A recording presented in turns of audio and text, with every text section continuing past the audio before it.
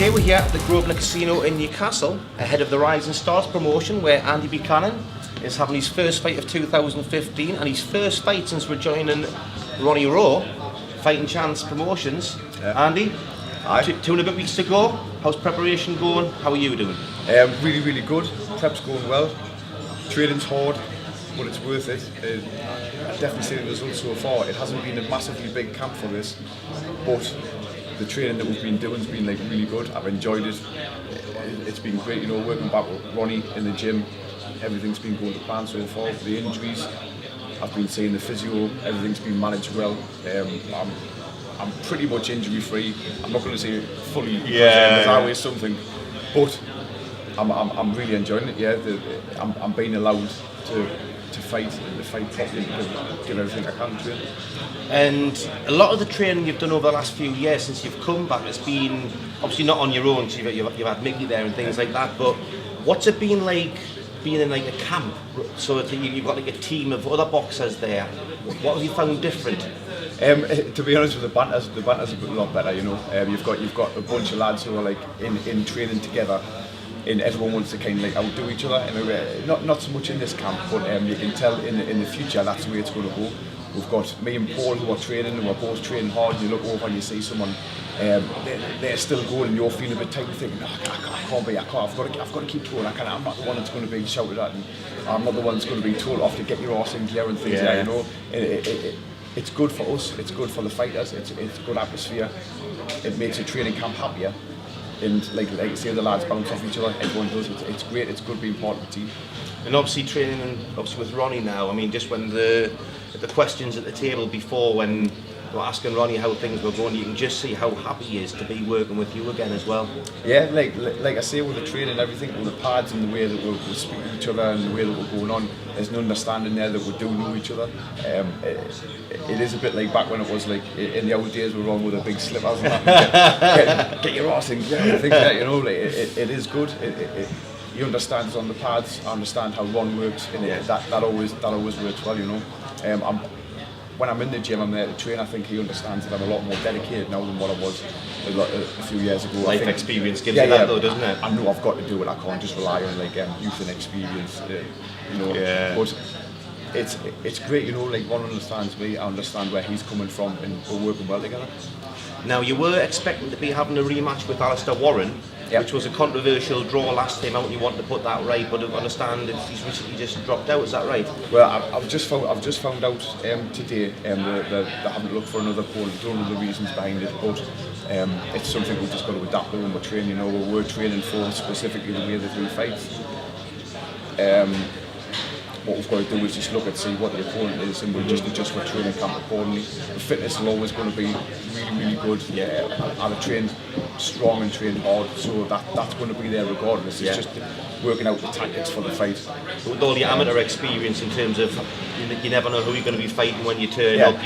You've got that to draw back upon as well. Obviously, late replacements. I mean, you can look at tapes of fighters. You can look at countless YouTube videos and things. You can never get an understanding of what someone's like until you're in the ring and you fight.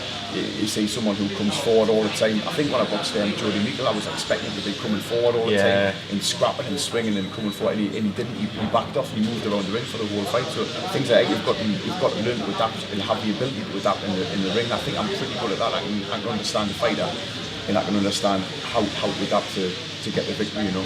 He's a character, Jody Meikle, though, isn't he? He's not your normal opponent, that's for sure. No, he is a canny fella. Like I spoke to him on Twitter a couple of times, spoke him after the fight. Like, he's a lovely fella, you know. Like, obviously he's retired now, and hopefully he's doing well for himself, you know. So this is the first show that Steve Wraith is going to have on the Fight Pass for Matchroom. Now, because of that, you're going to have fans from all over the country. You're going to have the chance to see you this time out. Yeah. What sort of message have you got for the fans who haven't seen you yet? What do you bring to the table, and what are you going to bring in 2015? Well, I want to put my point across as a boxer that I've still got some years left to give, and I can make an impact on the super middleweight division. I know in myself what I'm capable of, and I would like other people to see that. I can be an exciting fighter when I want to be. I can be a clever boxer when I want to be. I've got a lot of experience, and I I enjoy putting that on. I love boxing. I love fighting. I love getting in the ring and working someone out. I love the training camps. I love the banter between everybody. Every aspect of boxing I love. I'm a boxing fan, and I have been since I was 7-year-old. I've been in the game a long time.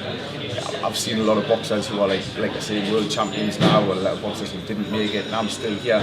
Although I'm not at the levels that they are now, what we were back then in the amateurs and things. I know I've still got the potential to be knocking on that door, you know, there or thereabouts. I would love to be a British champion. I would love titles. I just want as much stuff as I can get in the short space that I've got left. I want to do as much as I possibly can. I'm just an average bloke. I work, I've got a family like a lot of boxers, and I think that hopefully that appeals to a lot of people to see, you know. I had a lot of time out of the ring, 8 years. I've came back, I've dropped a lot of weight, I've got myself fit, I've got myself in good condition, and I think hopefully it could be like a little bit of inspiration to others, you know, to think like, if I'm past that, I'm too young for this, I'm too old for that.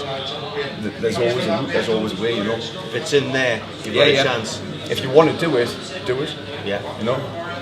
Well, it's sort of middleweight as well. Obviously, you came back at middleweight, and obviously as you've grown, and it's natural for you to be sort of middleweight. Now, the sort of middleweight division's an interesting one because you've got Frotch's close to retirement. Yeah. You've got Groves and De Gale, who are beyond British level there now, and Paul Smith and Callum Smith to a degree are going on to world level as well. So in terms of towards the end of 2015, the British title is a feasible one that if things go to plan. Yeah. I mean, that way a dream come true to win that, you know. It's like a boyhood dream, you know. It's the best belt in boxing. Yeah. It's the most smartest, handsome belt in boxing kind of thing, you know. That's what everyone says, and it's true. The domestic level, I think, is going to open up a lot towards the middle to back end of the year. You've got some tremendous fighters out there who are like on world level, and you've got some really good fighters coming through to fill the void. Super middleweight's always been known as like a blue ribbon, as well as a heavyweight. You know, like, and we've got some cracking fighters and some great fights to be made out there. I'm not the biggest middleweight going, but I know I can hold my own against the biggest, and I know I've never, if I'm honest with you, I've never ever made middleweight since I was about 15-year-old, I think. So I think the 11.6 was always out of the question. You know? I'm comfortable at the weight that I fight at. I'm always happy when I'm eating and I'm nutritionally full. We've got like a good nutritionist on board who's like helping us to fill out at the weight a bit more. Obviously, the strength and conditioning coach Ronnie and the work that Lewis does behind the scenes all helps in part of the camp for my preparation. So I'll be ready for anyone next year. Obviously, I want to get the fights and I want to get out there, but like, you know, it's all an adventure for me. Well, February the 7th, I'm going to see you beforehand. I'm going to do a feature leading up to the fight. But Andy, in the meantime, thanks very much. I'm your #1 fan. Cheers, mate. Andy Buchanan, thank you very much. Thank you. Cheers, buddy.